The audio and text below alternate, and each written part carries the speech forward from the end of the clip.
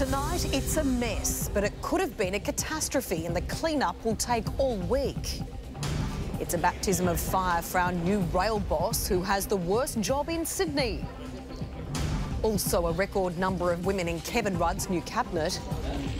And a fuse is lit under Sydney's real estate prices, so brace yourself for the explosion. First at 5, 10 News with Natasha Belling. Good evening. First tonight, it's going to take all week to clear a giant rock slide off the main train line through Sydney's western suburbs. But thankfully, that's the worst of the problems. This could easily have been a disaster.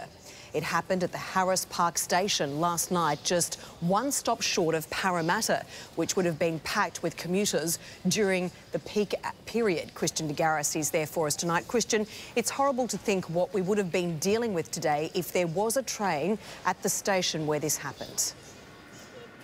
Well, Tash, what you can see behind me is 2,000 tonnes of sand, rock and debris which came crashing down across the platform. We've had a look down there. There were bench seats that were right in the firing line.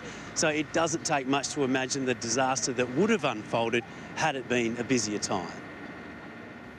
It was just plain luck that no trains were passing or passengers on the platform when tonnes of earth came crashing down. I think you can say the gods were on our side at that time. In the initial chaos, rescue crews feared people were buried. We have been able to review station CCTV footage as well as the searches that were conducted by fire and rescue firefighters, and we are fairly confident that there are no persons involved in this fairly significant collapse. Commuters acutely aware a disaster was avoided. 12 hours later, it would have been peak hour.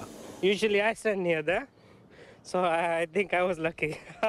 We're lucky that a train hasn't come through when that's happened and many people have been injured. It looks terrible.